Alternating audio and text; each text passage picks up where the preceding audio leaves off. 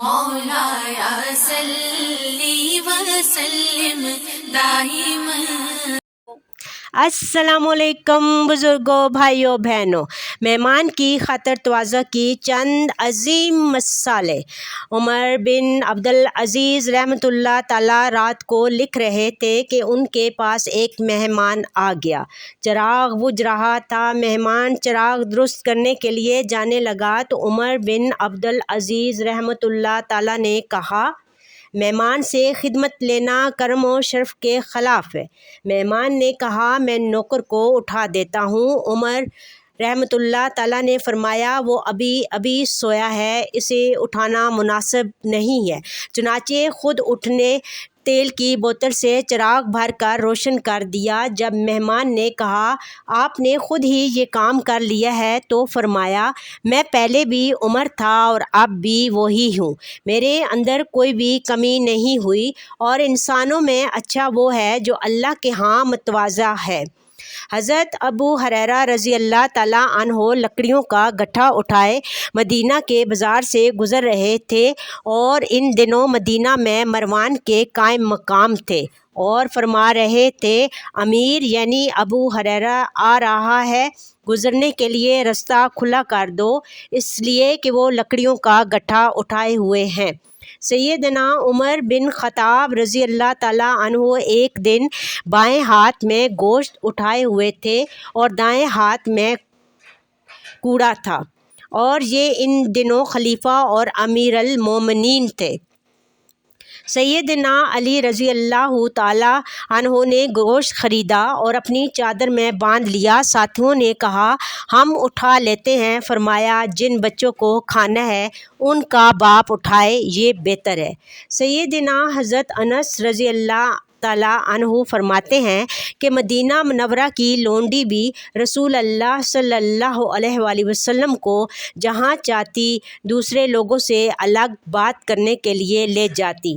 ابو سلمہ رحمۃ اللہ تعالیٰ کا بیان ہے کہ میں نے حضرت ابو سعید خدری رضی اللہ تعالیٰ عنہ سے کہا، لوگوں نے لباس، طعام، سواری اور پینے کی چیزوں میں کیا کیا ایجادات کر لی ہیں؟ ابو سعید رضی اللہ تعالیٰ عنہ نے جواب دیا، بھتیجے، آپ کا کھانا پینا اور پہننا سب اللہ کے لیے ہونا چاہیے۔ اس میں اگر خود پسندی، فخر، ریا اور نمائش پیدا ہو جائے تو یہ گناہ اور اسراف ہے۔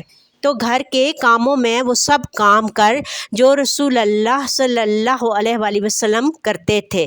آپ صلی اللہ علیہ وآلہ وسلم اونٹ کو چارہ ڈالتے اور اسے باندھتے، گھر میں جھاڑو دیتے، بکری دھوتے، جوتے گانٹتے، کپڑے پیوند کر لیتے، نوکر کے ساتھ بیٹھ کر کھانا کھا لیتے، وہ تھک جاتا تو آٹا پیس لیتے اور بازار سے چیزیں خرید لاتے، اور اس میں کبھی کوئی عار محسوس نہ کرتے، اور خریدی ہوئی چیزیں اپنے ہاتھ میں پکڑتے آتے یا کپڑے میں باندھ کر گھر واپس لے آتے۔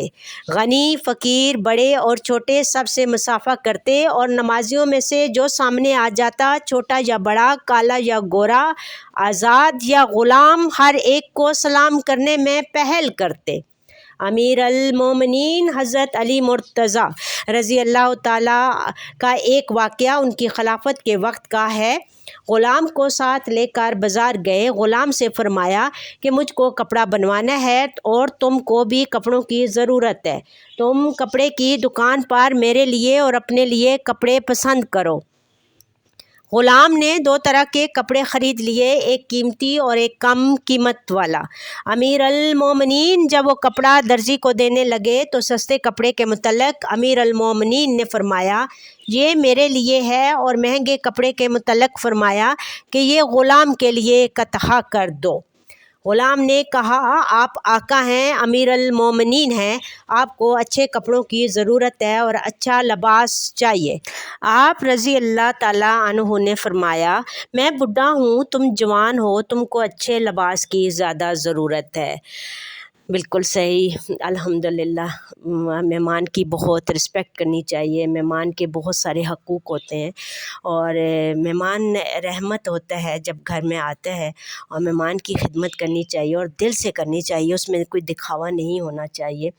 اور سب انسانوں کے حقوق ہیں، اور اسی طرح مہمان کے بھی حقوق ہیں، اور ہمیں کھلے دل کے ساتھ جو بھی ہماری جتنی چادر ہے اس کے اندر رہتے ہوئے ہمیں اپنے مہمان کی خاطر تواضع کرنی چاہیے، اور مہمانداری کو اپنا کر اللہ تعالیٰ کے ہاں بھی اس کا بہت اجر و ثواب ہے۔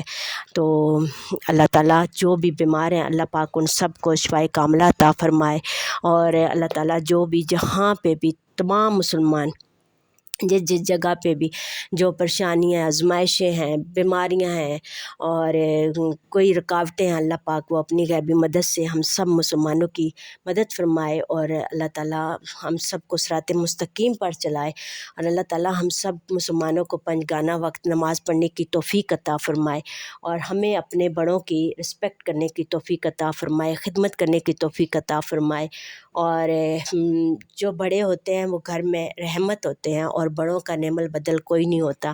اللہ تعالیٰ ہمیں ہمیشہ نیکی اور صراط مستقیم پر چلنے کی توفیق عطا فرمائے، اور ہمیشہ دوسروں کے ساتھ نیکیاں کرتے چلے جائیں اللہ کی رضا کے لیے، اللہ کی خالص خوشنودی کے لیے۔ تو اللہ تعالیٰ ہمارے لیے بہت ساری آسانیاں دنیا اور آخرت میں پیدا کرے گا۔ اللہ تعالیٰ ہم تمام مسلمانوں کے اوپر اپنا خاص فضل اور کرم فرمائے، اللہ تعالیٰ ہم سے راضی ہو جائے، اور ہماری کوشش یہی ہونی چاہیے کہ ہم سے ہمارا مالک ہر لمحہ ہر پر راضی رہے، اور ہمیں ایسے عمل کرنے کی توفیق عطا فرمائے۔ آپ ہمیشہ اپنوں کے ساتھ ہنستے مسکراتے رہیں، آمین یا رب العالمین۔ آپ میرے چینل کو لائک، شیئر، سبسکرائب کریں۔ تھینک یو، جزاک اللہ خیر کثیرہ۔